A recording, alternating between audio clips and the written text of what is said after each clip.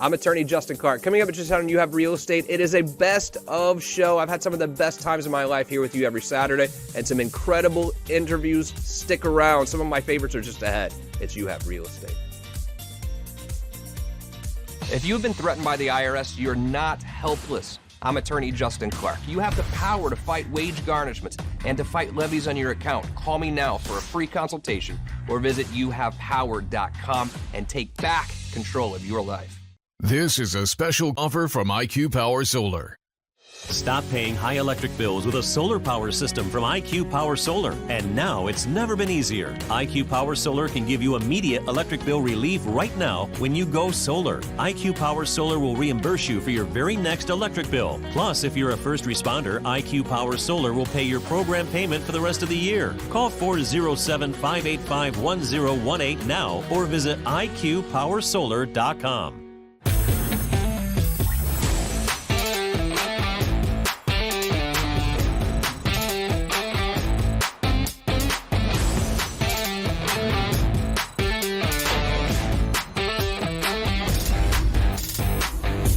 Welcome to You Have Real Estate with me, attorney Justin Clark. Whether you're a first-time home buyer, renter, seasoned investor, or looking to sell your home, this next 30 minutes is designed just for you. Think of it like hitting multiple open houses, all from your living room, but with my attorney advice throughout the way. If you have any questions whatsoever, I have people standing by right now to answer them. The number is on the screen, 407-205-0400. If you want to start your house hunt this weekend, you will need to get pre-approved, and you can do that by calling that very same phone number, 407-205-0400. Great show for you today. You will not want to miss one single minute. But first, the opening statement. The opening statement today is brought to you by my good friend Stephen Bader with IQ Power Solar. As you know, I went solar last year and I love it. I used to pay $500 a month for my electricity bill. Now, $50 a month. And those electric companies do not have me right where they want me anymore. I have them where I want them. Stephen Bader, tell me how we did it. Live here on site with the COO of IQ Power Solar, Stephen Bader. I already had solar installed on my house. I wanted to see his crew in action against Steve. You must admit, this is the most talented crew in all of solar. I'm pretty happy with it. The guys are doing a great job up there, obviously, professional. I mean, solar can have some people and some businesses that aren't so good. What separates IQ Power Solar? Well, it's really valuable to have your own install crew instead of subcontractors, et cetera. So these guys work together year after year. They've done a lot of trainings together. Every time there's a new product that comes to market, they go to manufacturer trainings. We're actually a warranty center for a lot of manufacturers, which is really cool, and it distinguishes us, especially when it comes to servicing. But really, it's just about cohesiveness. You know, these guys, they get here in the morning, they review the engineer drawings together. Sometimes they review the drawings in the office on a chalkboard environment when there's problems and stuff like that. But they lay it out and then just execute. So it's really cool when they have a lot of experience together, just like anything else. There's something to be said for one truck, two trucks, three trucks, all with the logo on there. Everyone has the same shirt, IQ Power Solar. I mean, this is a real professional organization. We try. And Stephen Bader, IQ Power Solar, thanks for coming out today. Of course. Every Saturday here on You Have Real Estate, we ask real questions to Central Florida's truly trend-setting people. Today on the program, pleased to welcome back Dallas Lehman with You Have Mortgage, and a new visitor, just meeting him, J.R. Steinbauer with Steinbauer Associates. Yes, sir. You're going to give me a card. It's in the car. Yeah. I would have screwed that up. Well, welcome. JR, let me start with you, buddy. Thanks for coming up. Miami. You're from Miami, right? Yes, sir. Thanks, Joe, for having me on.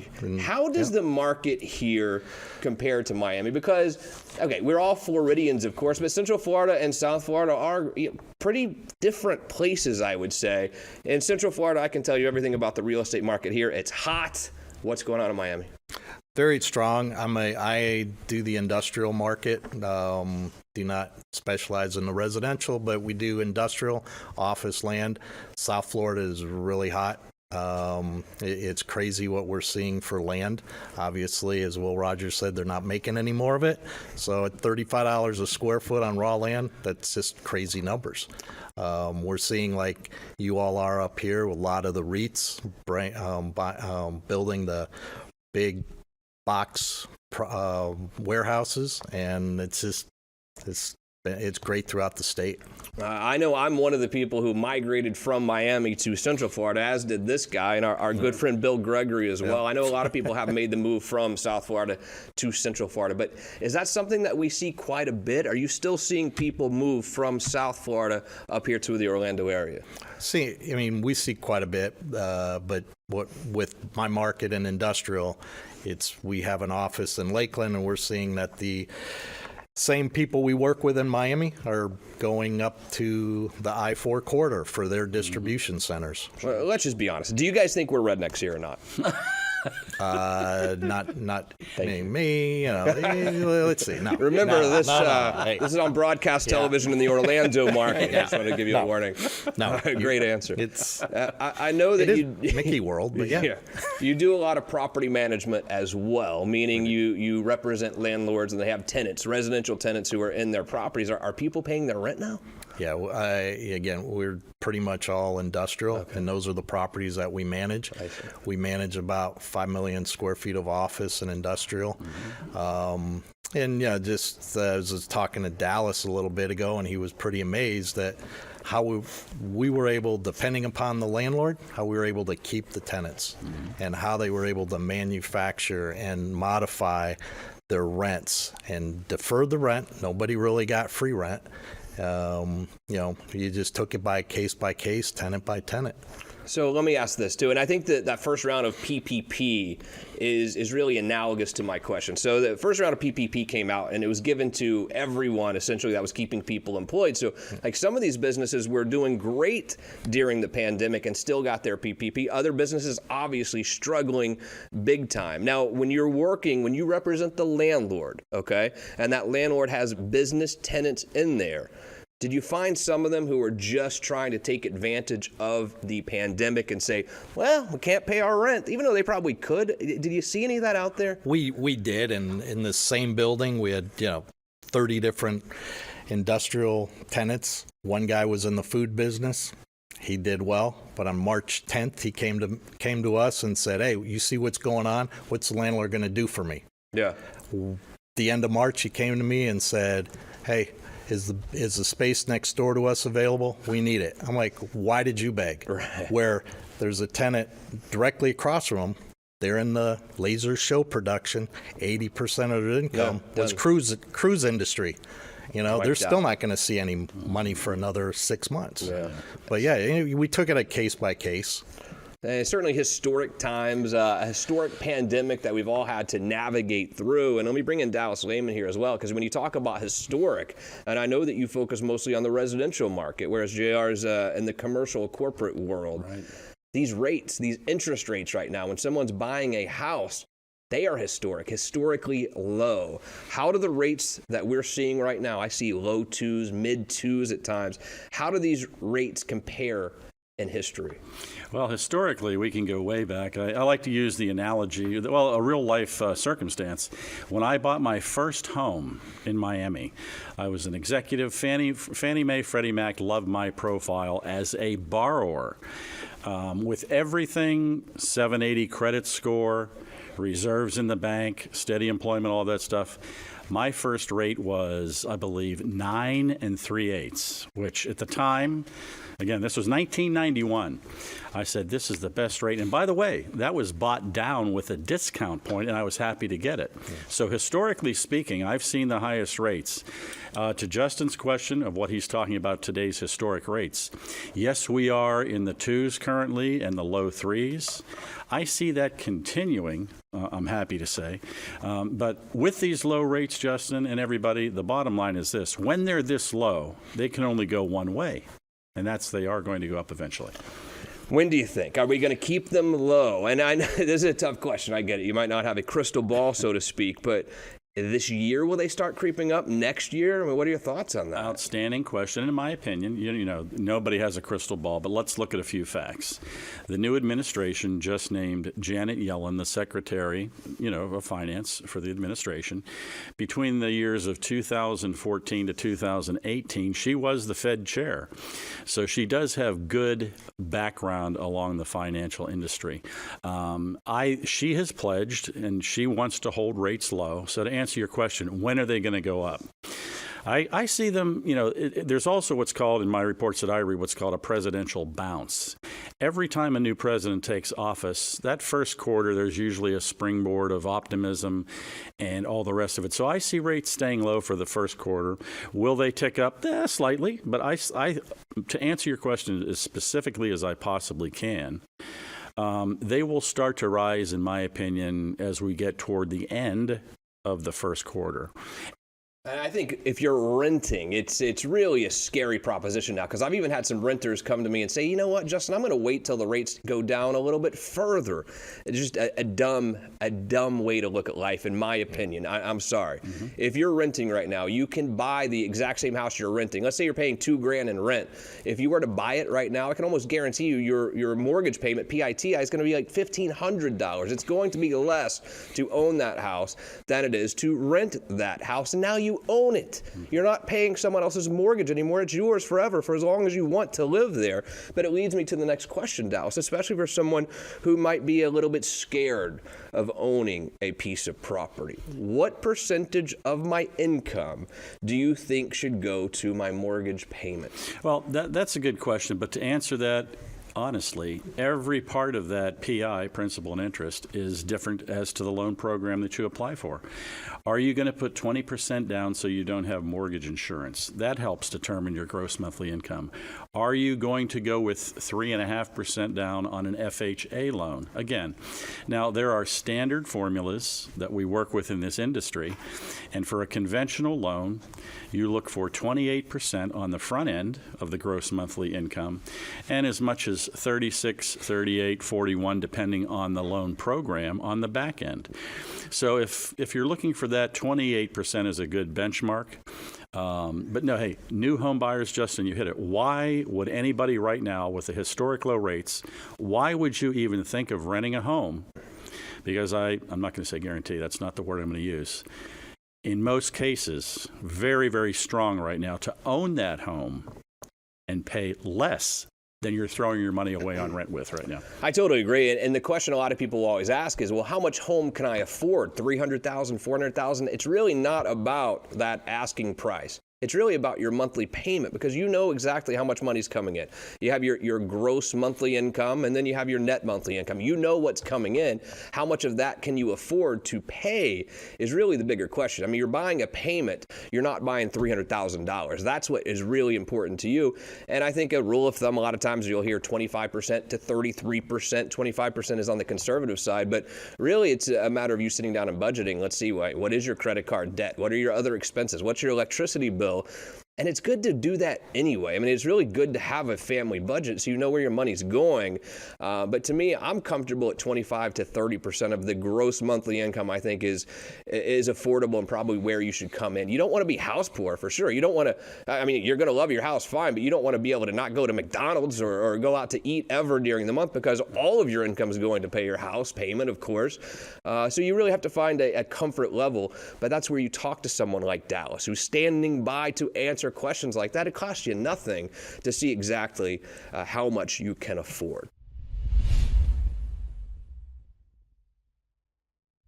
Today on the program, happy to welcome back Megan Morris. How are you, Megan? Good to see you again. Very well. I was trying to think of all the businesses you own, so I didn't even get to your name because you have so many great real estate businesses. Welcome back. How are you? And first-time visitor from Coldwell Banker up in the Seminole County area, it is Frank Benevento. How are you, sir? Great. Very good. Welcome. Thank you. Welcome. Good to see you. I've been following your career for the last few years, too. It seems like you're doing great up in Seminole County. Let's just start with staging right now, because you own a staging company. How do I know when I'm selling my house if I really should stage my house for sale? Well, every house benefits from staging, whether it's an occupied home or an empty one.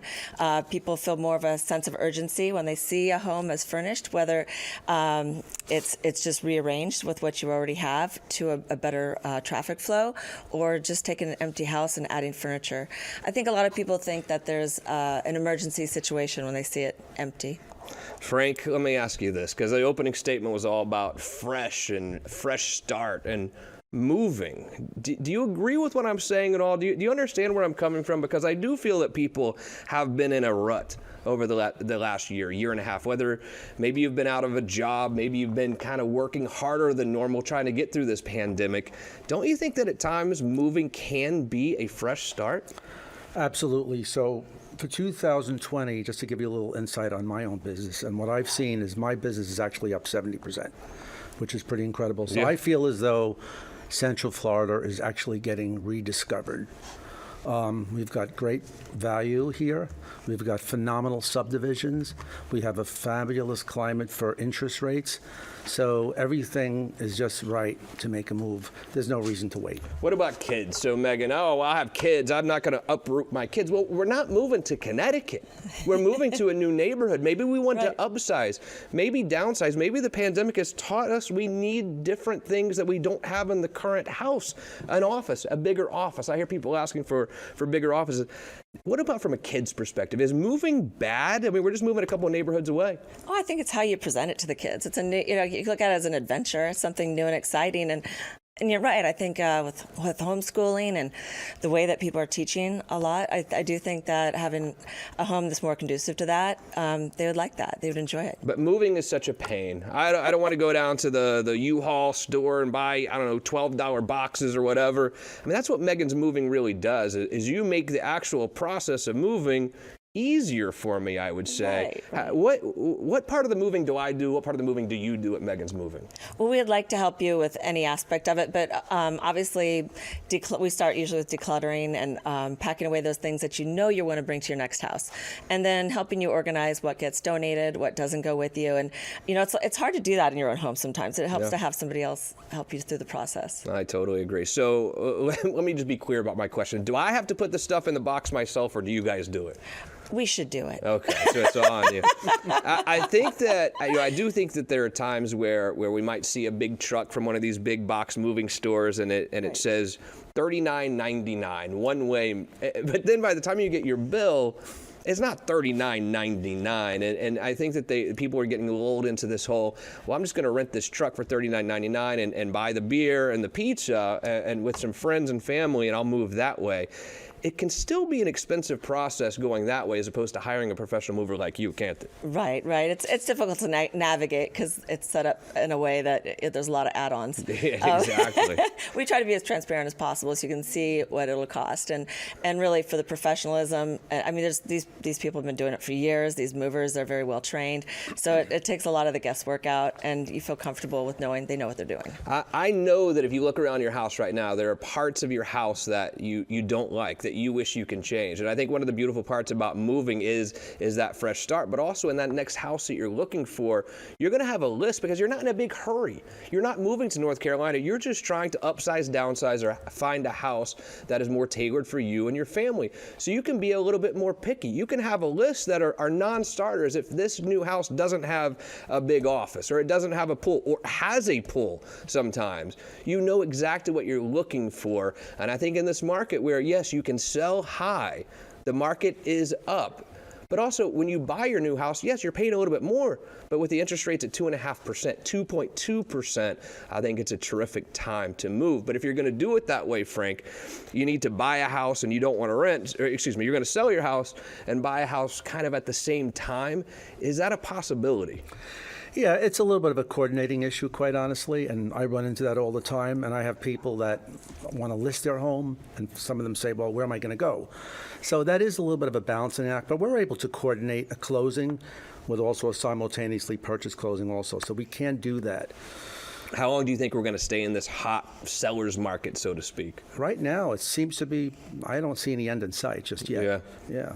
I totally agree, which is a little bit shocking. I mean, if we were doing the show a year ago, right when the pandemic was beginning, Would you have predicted what we're seeing now, or what? No, I never would have seen this coming.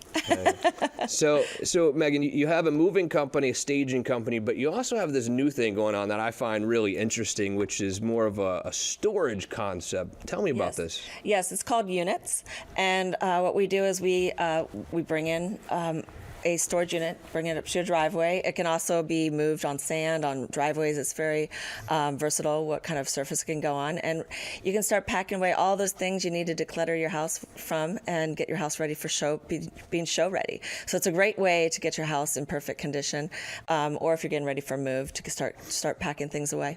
Don't you think that people do get sick of the clutter in their house? And you hear the spring cleaning concept all the time, but I've never seen anyone actually do it. Yeah, it's spring, we're going to clean our house, we're going to do a deep clean. I'm like, wow, I don't see you cleaning at all. I mean, it's a great idea, but it certainly doesn't happen. We talk about it in my house a lot, yes. but we haven't ever done it actually. But moving is a way to force you to spring clean in a lot of ways. And I mean, I want to be clear that I think moving can be an incredibly good, healthy thing for you and I'm not saying run out and do it. I want to be clear that I think moving is healthy for families to get that fresh, clean start, brand new floors. And any recommendation, guys, on if I'm going to move, should I look at new construction or should I stick with an existing home? What do you think?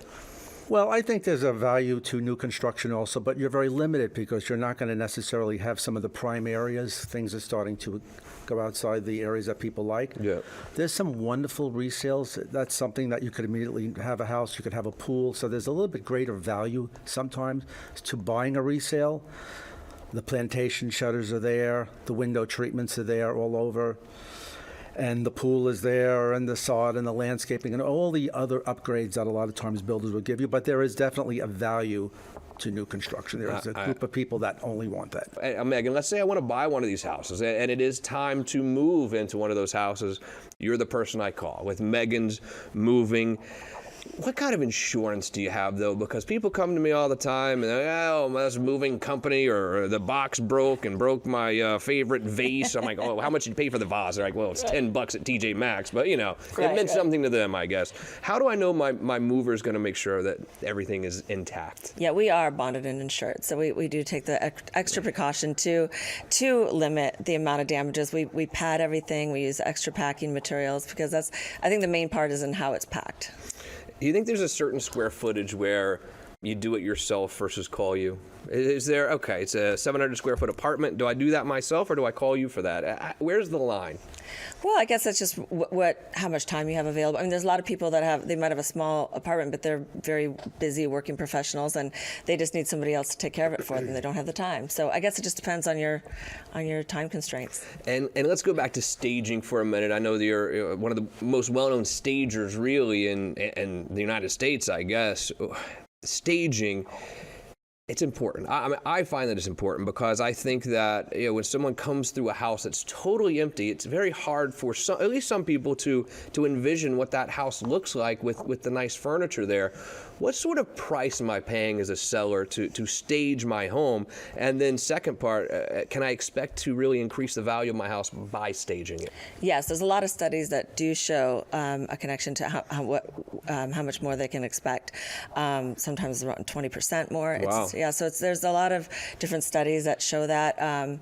Most rooms are about $200 per room per month to rent the furniture, so it's not a big price point for the value you get for it. And like you said, an empty home is really difficult to navigate. It doesn't show as well on the MLS. People get confused with it's just one empty room after another, but when they see the furniture in it, it makes sense. Like, oh, that's the living room, that's the dining room. Now I see it. Now I can understand the traffic flow better. And there's a lot of people that are buying virtually, so when they can see furniture in it, I think it really helps them navigate the system better. 100%. Yeah, I totally agree too. And if you wonder how good of a stager she really is, maybe call some of the biggest developers in America who, when they're developing neighborhoods, who do they call to stage their houses before you walk in? You, right? Yes. I mean, that's a pretty good compliment, you must say. Well, thank you. Excellent job. Today on the show, it's a repeat guest, his second time here, Tom Christ with Home Security Alarm Experts. They are Central Florida's authorized ADT provider. Tom, welcome back, buddy. How are you? Hey, Justin. Good to be here. And so how do you guys really protect my family? What are some of the tools and the keys that you use to make sure my family's protected? A security system has never been on the top of someone's list of things they want to install, especially in the old days when it was just a keypad on the wall. So people would be like, oh, wow, look at this great keypad.